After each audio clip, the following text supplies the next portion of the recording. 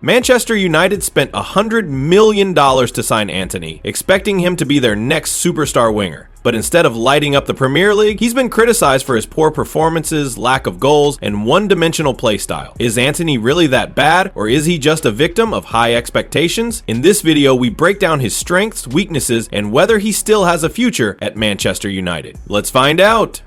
Antony's strengths. What does he offer? While Antony has faced a lot of criticism, it's important to acknowledge his strengths, the qualities that made him such a sought-after talent in the first place.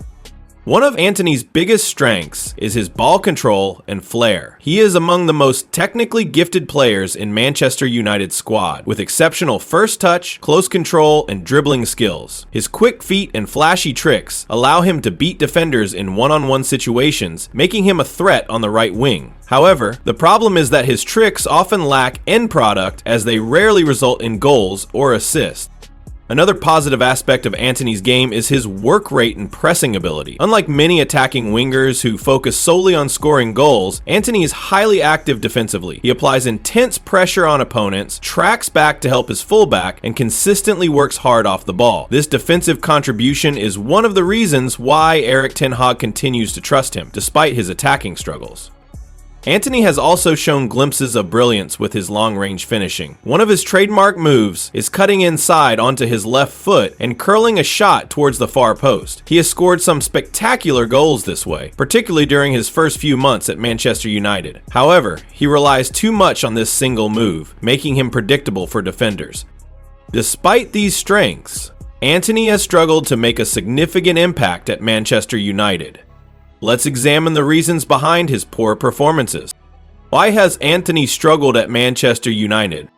One of the biggest criticisms of Antony is his lack of end product. For an attacking winger, goals and assists are the most important stats, and Antony's numbers have been shockingly poor. In his first season at Manchester United, he managed just 4 goals and 2 assists in 25 Premier League appearances. His second season has been even worse, with only 1 goal and 0 assists in over 20 matches. Considering his EUR 100 million price tag, these statistics are simply not good enough.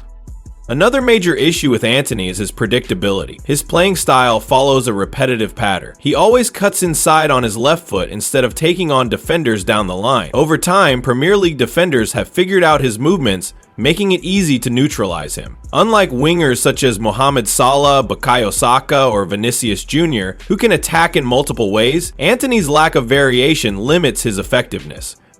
A significant weakness in Antony's game is his over-reliance on his left foot. Modern wingers need to be versatile, yet Antony rarely uses his right foot for passing, dribbling, or crossing. This makes him predictable and restricts his ability to create chances from different positions on the pitch. Even legendary left-footed wingers like Arjen Robben mixed up their play to remain dangerous, but Antony continues to stick to his one-dimensional approach.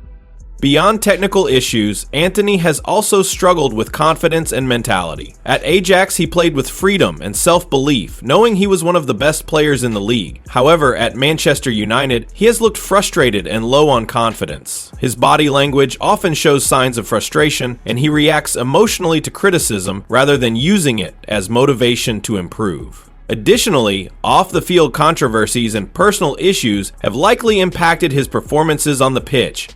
Finally, it's impossible to ignore the massive price tag when judging Antony. If he had cost EUR 40-50 million, fans might have been more patient with him. However, at EUR 100 million, expectations were sky high and Antony has failed to meet them. Many fans and pundits now view him as one of Manchester United's worst ever signings.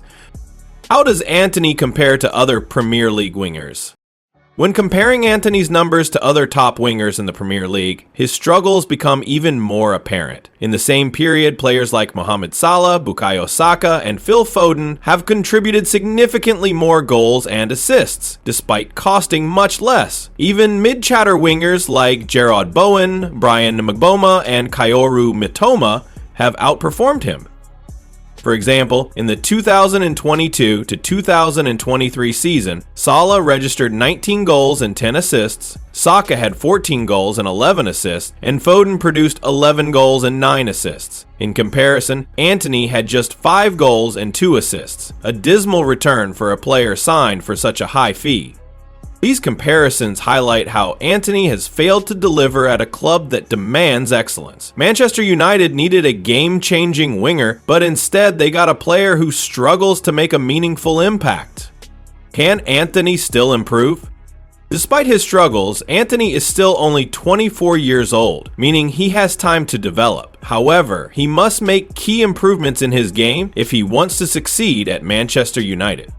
Firstly, he needs to add more variety to his game. This means learning to use his right foot, mixing up his attacking movements, and improving his decision-making in the final third. If he remains one-dimensional, defenders will continue to shut him down easily.